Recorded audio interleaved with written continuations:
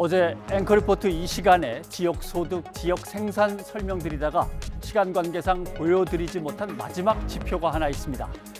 1인당 지역별 개인 소득입니다. 개인 소득이란 무슨 뜻이냐 하면 저축 통장에 집어넣든지 아니면 당장 내 마음대로 쓰든지 내 마음대로 당장 처분해도 되는 소득을 말하는 거죠.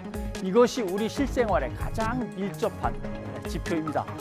보시면 1등 서울, 2등 울산, 그다음에 광주가 4위로 올라와 있습니다. 맨 뒤에가 경남, 그 위에가 경북, 경남이 어렵습니다. 제주처럼 2020년 코로나19 때문에 갑자기 좀 떨어진 것도 있긴 있지만 큰 흐름으로 보면 이렇습니다. 한번 보십시오. 자, 부산, 대구, 경남, 경북은 그동안의 전통적인 산업이 뭐였냐면 의류, 봉제, 피혁, 섬유, 자동차, 부품, 금속 등등 공장이 중국이나 베트남으로 다 떠나고 있는 산업들이 그 지역 산업이었습니다. 광주, 대전은 자동차와 에어가전, 그다음에 울산은 자동차, 중공업, 석유화학, 수도권은 반도체, AI, 온라인, 바이오.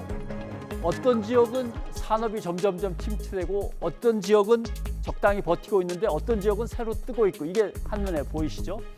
이렇게 세계 경제와 기술 발전의 흐름을 읽어가면서 지역의 성장 전략을 짜야 합니다. 당연히 이건 대통령과 정부가 주관을 해야죠. 오늘 흥미로운 기사가 하나 떴습니다. 보십시오.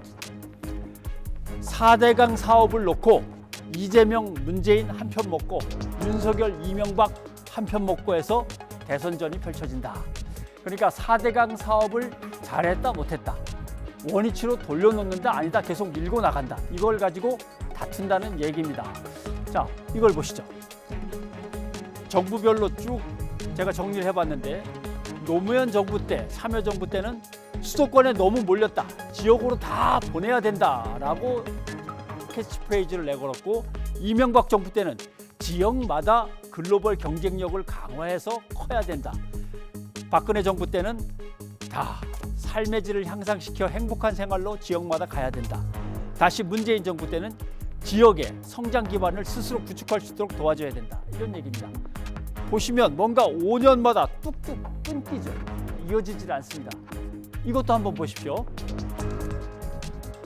노무현 정부 때는 국가균형발전 특별법을 일단 만들고 균형발전 5개년 계획을 세우고 균형발전위원회를 만들었습니다. 근데 이명박 대통령 때는, 정부 때는 균형발전이 아니라 지역별로 발전하라고 지역발전위원회로 바뀌고 지역발전 5개년 계획이 새로 세워집니다. 박근혜 정부는 그대로 넘겨봤습니다. 그런데 다시 문재인 정부로 오면은 지역발전이 아니라 다시 국가균형발전위원회가 복원되고 균형발전 5개년 계획이 다시 등장합니다. 그러니까 이게 이어지질 않는 거죠. 수도권 외 지역에 먼저 힘을 쏟아 부은 다음에 수도권을 발전시킬 거냐, 수도권도 같은 지역이니까 함께 성장시킬 거냐, 이제 이게 다툼의 핵심 내용이고요.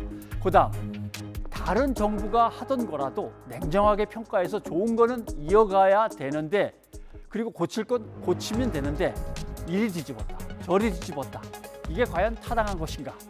이 질문에 대선 후보들이 좀 답을 주셨으면 좋겠습니다. 변상욱의 앵커리포트였습니다.